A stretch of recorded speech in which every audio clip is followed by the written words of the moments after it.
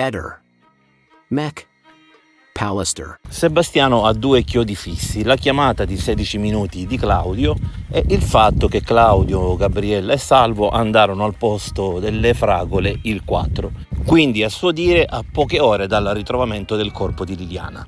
Ebbene, anche questa informazione è errata, infatti Claudio, Gabriella e Salvo si videro al posto delle fragole il 3 tra le 10 di mattina e le 11:30. Chiaramente qua vengono raccontate un sacco di storie che non hanno veramente né capo né coda. Lei è stata aggredita e dimostrato il problema che a me sono passati 3 anni abbondanti e che queste storie vengano fuori oggi, dopo 3 anni, è una cosa che fa, non devo pronunciare la parola, rabbia e Però poco. meno male, Dovevano uscire da subito, non potranno venirmi a dire che dopo 3 anni si sono accorti che Liliana è stata pestata, aveva ecchimosi e pestoni su tutto il volto, ha tentato di difendersi, eccetera, eccetera. È chiaro, è logico, se uno viene pestato, prima cosa che fa è ripararsi. Lei è stata pestata e soffocata quel giorno stesso.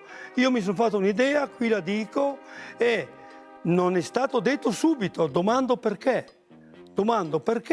la procura non ha detto subito che Liliana aveva tutti quei segni. Io quando penso che i parenti stretti, parlando con Sergio e soprattutto la cugina, è venuto fuori, hanno riconosciuto Liliana attraverso la fotocopia di una foto, dove già si vedevano delle ecchimosi, eccetera, ma sbiadite perché una fotocopia riesce come riesce. Domando perché non hanno potuto vedere Liliana. Io avrei, meglio che non parlo, però non è escluso che io a quel funerale mi sarei presentato con una accetta, avrei spaccato la cassa e io volevo vedere mia sorella o mia moglie o mia cugina dal vivo. Non ho capito perché non è stato potuto farlo, non è stato possibile. Perché? Dov'è il motivo per il quale Liliana non poteva essere vista?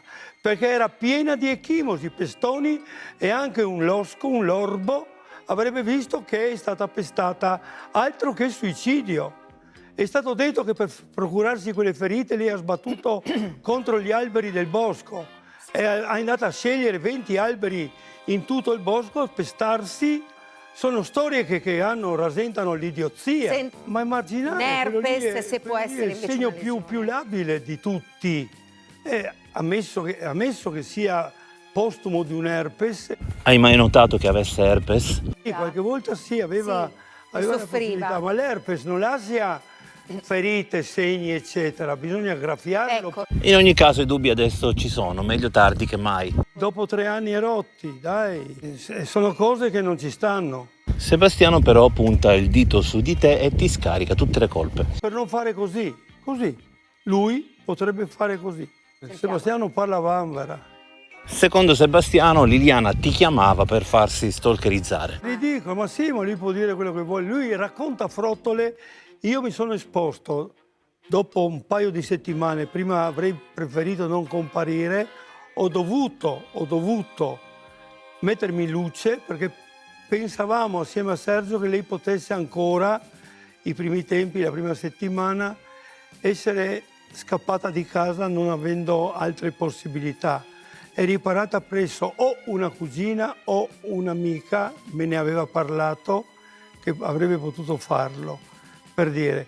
Quando poi invece, soprattutto dopo ritrovata, è crollato il mondo, è chiaro, e tutto il resto sono chiacchiere da bar, se vogliamo.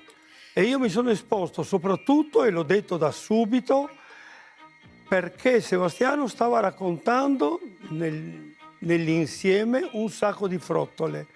E le frottole erano, soprattutto perché mi è stato chiesto, ma quali sarebbero queste frottole?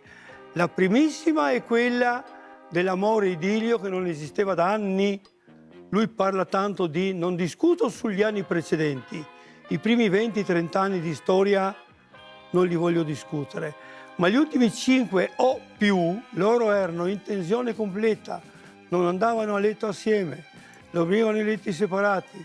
Lei era già staccata del tutto da Sebastiano anni prima, 5 o più, per capirci. In più lui diceva non abbiamo mai litigato, parole sue dei primissimi giorni. Hanno litigato quella mattina, hanno litigato la notte, la sera prima, appena usciti da quella.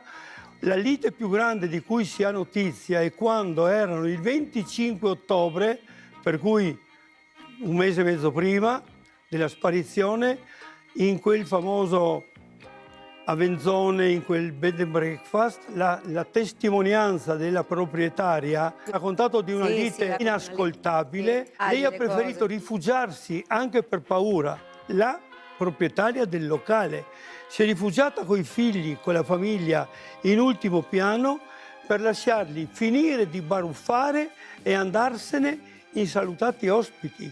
Questa è la verità raccontata dalla proprietaria del locale. Quindi, insomma, Si è era raccontato che reale, era no? d'amore, d'accordo, non abbiamo mai litigato. Claudio, io sono un batterista mancino, scrivo con la sinistra, ma gioco a tennis con la destra, anche a ping pong, e mangio per come prendo prima la forchetta. E tu invece? Strosco, ma uso la sinistra perché essendo stato autista di autobus e Vive, chi cioè, aveva quale le mano- marce lei quale sulla mano usa? sinistra La destra bisognava per le cose. manovrare anche Ok, di sinistra. ma lei quale Allora, si vede se uno è mancino da come mangia, mette la forchetta Ok. o il cucchiaio. Questa volta ti devo contraddire, ti posso assicurare che io prendo coltello e forchetta in modo totalmente casuale, a volte con la sinistra, a volte con la destra. Ma comunque l'importante è che si mangi. E da come batte la mano.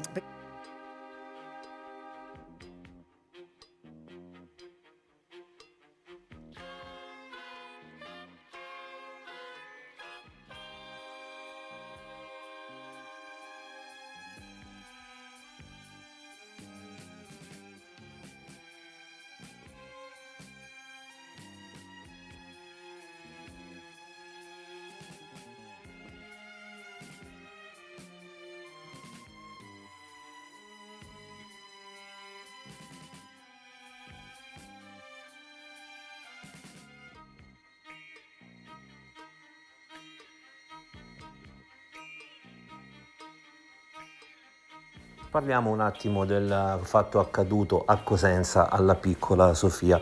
Cosenza è una cittadina che conosco anche in questo caso molto bene perché sono stato più volte all'Università della Calabria che si trova a Rende, ma Rende e Cosenza sono attaccati, e anche a Cosenza sono stato tante volte. Mi ricordo, ero lì la sera che Notre Dame andò a fuoco.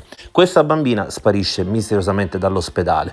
È sicuramente una leggerezza da parte del personale dell'ospedale, che comunque un minimo di tutela dovrebbe darlo, ma è anche un festival di follia. Ci sono sicuramente due persone che non sono malvagie, nel senso che il rapimento non viene fatto a scopo estorsivo e né per espiantare gli organi, ma perché vivono una tragedia, vogliono un figlio e mettono in atto una sceneggiata anche con i familiari, giustificando l'arrivo in quella data, quel giorno, quella sera di un nuovo bambino. Il primo problema è che proprio questo bambino, per quanto preannunciato ai familiari, dovrebbe essere maschio, quindi loro avranno sostenuto di aver fatto delle visite durante il periodo di gravidanza e che questo bambino sarebbe nato maschio, e in realtà porteranno a casa una femminuccia. E immaginate poi lo stupore delle forze dell'ordine quando pensano di sgominare una banda di pericolosi criminali e trovano invece una famiglia festante per la nascita di una femminuccia. Quello che voglio dire è che nella follia assoluta di questa coppia c'è anche una base di tristezza e di dramma, perché loro volevano un figlio, poverini, e hanno solo trovato il modo più folle e assurdo per risolvere questo problema. Probabilmente c'è anche da dire che non potevano permettersi, visti i costi esosi, una adozione. E poi quello che mi colpisce come sempre è la polizia che festeggia dopo la risoluzione di un caso. Io capisco i ROS che arrestano Messina Denaro e allora vanno in giro per la città festanti, ma qui abbiamo la polizia che fa il suo dovere, sgomina una banda costituita semplicemente da una povera famiglia che vive un dramma, quello di non poter avere un figlio.